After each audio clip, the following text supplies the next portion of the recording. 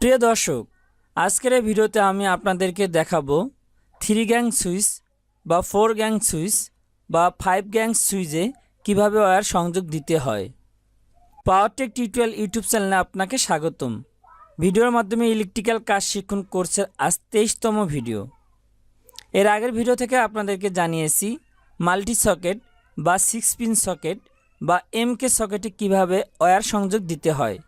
ভিডিওটি দেখে না থাকলে এই ভিডিওর ডিসক্রিপশনে লিংক দেওয়া আছে, সেখানে ক্লিক করে দেখে নিতে পারেন। তো চলুন শুরু করে আজকের ভিডিও। এই হচ্ছে একটি 5 গ্যাংওয়ে পিয়ানো সুইচ। এটি হচ্ছে টপ সাইড, এটি হচ্ছে ইনসাইড। এদিকে হচ্ছে সুইচের উপর সাইড, এদিকে হচ্ছে নিচের সাইড। এর কানেকশনটা এমন হবে, এখানে একটি পাওয়ার লাইন ইন করবে এবং সেখান থেকে এক সুইচে, সেখান থেকে আরেক সুইচে, আরেক সুইচ থেকে আরেক সুইচে, এভাবে পাওয়ার কানেকশন যাবে। এখানে কিন্তু কোনো প্রকার নিউট্রাল লাইন সংযোগ হবে না। প্রতিটি লোডের নিউট্রাল লাইন আলাদাভাবে কমন করে দিলে হবে। প্রতিটি সুইচে কেবল কানেকশন দেওয়ার জন্য দুইটি করে পোর্ট রয়েছে, একটি হচ্ছে পাওয়ার ইন, আরেকটি হচ্ছে পাওয়ার আউট। এখানে দেখুন প্রতিটি পোর্টে ছোট্ট করে একটি করে অক্ষর লেখা আছে। একটিতে লেখা আছে সি, আরেকটিতে লেখা আছে L1। এই সি মানে হচ্ছে কমন লাইন, মানে ইনপুট লাইন, আর L1 মানে হচ্ছে আউটপুট লাইন, মানে যেটা লোডে সংযোগ দিব।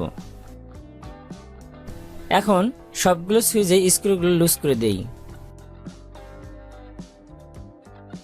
এবার এক সুইচ থেকে আরেক সুইচে পাওয়ার নেওয়ার জন্য এরকম 4টি কেবলের টুকরো নেই।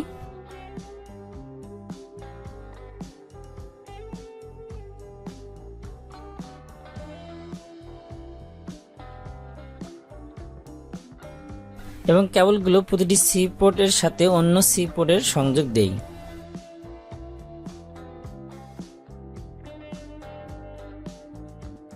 এখন সবগুলো সুইচে স্ক্রু টাইট দেই।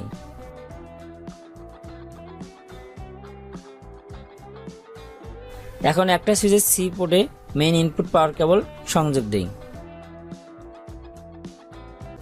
এটা হচ্ছে সুইচের মেইন ইনপুট পাওয়ার লাইন। যখন আমরা এখানে পাওয়ার সাপ্লাই দেব, তখন এখান থেকে এখানে, আবার এখান থেকে এখানে, আবার এখান থেকে এখানে, আবার এখান থেকে এখানে পাওয়ার চলে যাবে। আর এই যে L1 লেখা পোর্টগুলো ফাঁকা থাকলো, সেগুলো হচ্ছে আউটপুট লাইন, মানে এখান থেকে লোডে লাইন সংযোগ দেব।